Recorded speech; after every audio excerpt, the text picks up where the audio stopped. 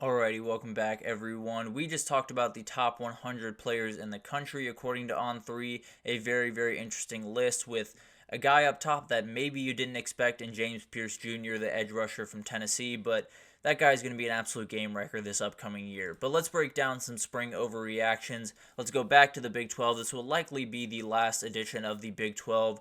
We've got TCU, UCF, West Virginia, and Iowa State for you. Broke down a ton of teams in the first two segments, so if you want to check that out, definitely on the YouTube channel there. But let's start with TCU and let's talk about this program as a whole. I think a lot of people after 2022, you had Max Duggan and company go on a remarkable run where they won pretty much every game by one possession. It felt like they battled, they found their way to the national title game.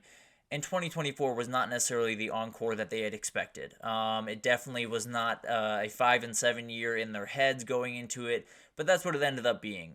Josh Hoover was their starting quarterback for most of the year, and I think a lot of people, have started to kind of write off TCU because of last year. And I fully understand that, 2022 felt like kind of lightning in a bottle, and it felt like, they put together something that is not going to be easy to replicate. And you're absolutely right. It is not going to be easy to replicate by any means.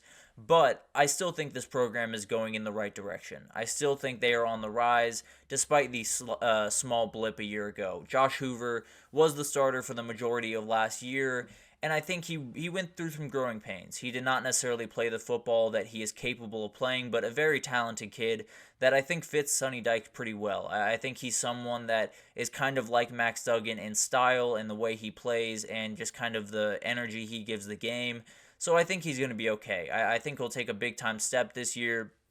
The issue is, when you're in the Big 12, it's hard to keep on the rise right now. There's so many talented teams that are clumped very close together up there at the top, and TCU is just a rung below those teams. So it's going to be really tough for them to figure that out, but there are plenty of guys on this team. Savion Williams is a very talented guy at wide receiver. JP Richardson, the exact same. Two guys that are ready to take that next step. You have a retooled offensive line that was not very good a year ago, so brought in a ton of transfers, mainly James Brockermeyer to be your kind of anchor in the middle at center of that offensive line. And I think it'll help them a ton. I don't know if they're going to win the league. I don't know if they're going to do anything necessarily like they did in 2022 by any means, but I do think they're going to move in the right direction. I do think that 7-5 might turn into an 8-4, and then you see TCU start to bring in a couple more kids. They are in the Dallas-Fort Worth area. That helps a ton with recruiting, and if they can put together a season that at least shows people that the 5-7 was more of an anomaly than the national championship run, at the very least you can start to get that recruiting train rolling again.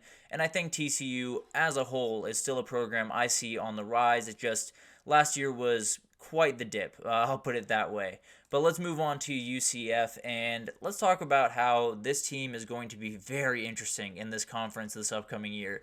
We've talked about them a lot throughout the spring portal cycle, and because if I had to pick one winner of the spring portal cycle, it would be UCF. They've done incredible work throughout this past couple of weeks, bringing in guys like Penny Boone, bringing someone like Ajay Hall, even as a walk-on, is huge. Devarius Johnson from Auburn as a wide receiver, all very talented guys. And then you have Ja'Cory Brown coming in, probably not going to start this year with KJ Jefferson being the starter there, but you do have talent right behind him, right? You do have that safety net that you're going to need in some scenarios, because this is going to be an offense that is going to run the quarterback. There's no two ways about that. KJ Jefferson is going to be a guy that gets out on the edge and runs. Good news for him is he is an absolute tank, so doesn't necessarily carry the same injury worries that some other guys do, but you definitely want that backup to be ready to go. And Ja'Cory Brown, I think, could run this offense to a higher degree than KJ Jefferson, not necessarily right away, but in the future, I think he has that potential to be just remarkable. UCF does have a manageable schedule, especially early on, does have some tough ones against TCU and Colorado, but those are games that if you can put a win on the board, things get very interesting. And then you get to the later parts of the season, you have Arizona and Utah at home.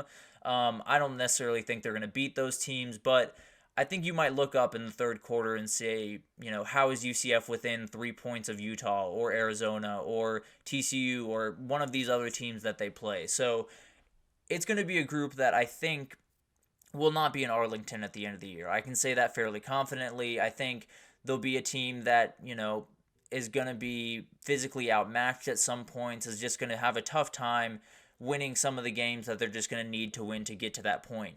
All that being said, there is very little doubt in my mind that we will be leaving the 2024 season saying UCF is a real contender for this conference in 2025. I think Gus Malzahn is building something there that not only makes sense for right now with what UCF is doing, but can build something, that is sustainable in the Big 12. And I think people slightly underestimate what they can do in Orlando from a recruiting standpoint. They're smack dab in the middle of a state that just essentially doles out a remarkably talented kid cycle after cycle after cycle, and being in Orlando does not hurt that. So UCF, if they can get the ball rolling, it might be hard to stop them in the future. But let's break down West Virginia, one of the more disrespected teams I've found throughout college football.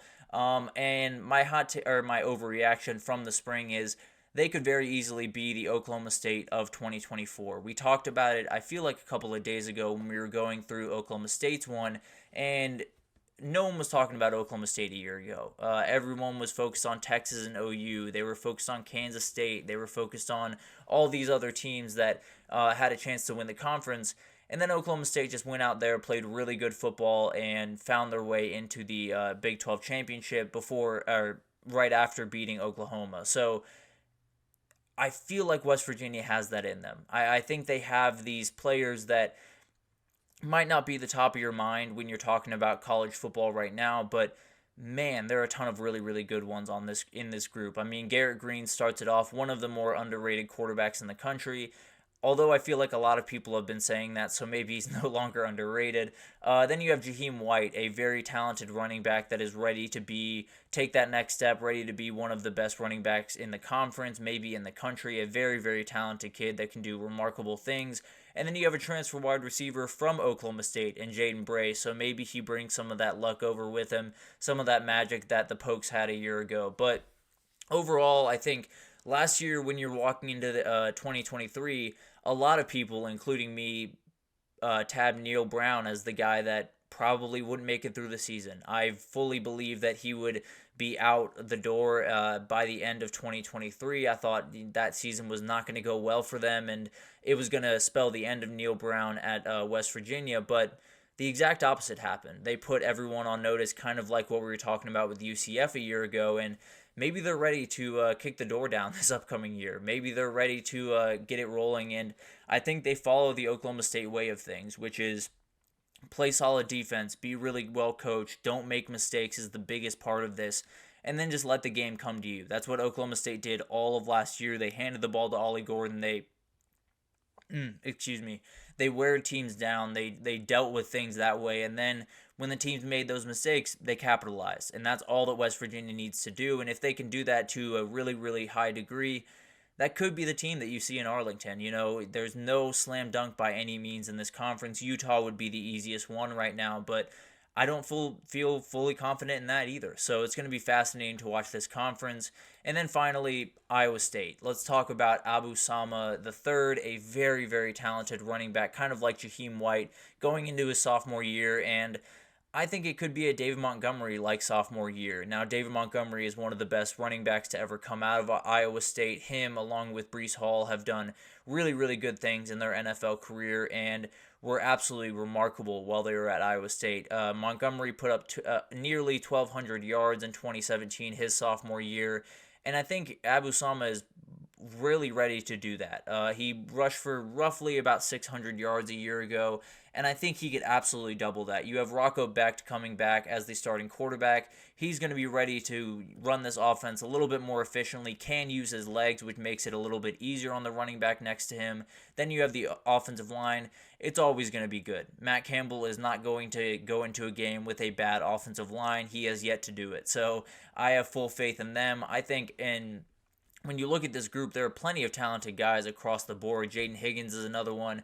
I think Abu Sama is the best player on this team, bar none. I think he's absolutely remarkable, and he's one of those guys that when we look back at the end of the year and we see Ollie Gordon and we see Travion Henderson and Quinshon Judkins and Jaden Ott and all of these remarkable running backs walk off into the NFL, we're going to be looking at Abu-Sama as one of those guys that can absolutely take that throne and become one of those big-time running backs in the 2025 draft. So tons to still happen for this kid. I think this upcoming year is going to be a huge breakout year, and then he's still got a year to go. So things could get even more interesting for Abu-Sama in the Iowa State Cyclones down the road. But that'll do it for these spring overreactions. We're going to take our final break here, and when we come back, we're going to talk about college football 25. It is officially reveal day. We are getting a trailer today. We're getting tons of different things, but there's plenty to break down from yesterday. So we'll do all that right after this, so stick with us.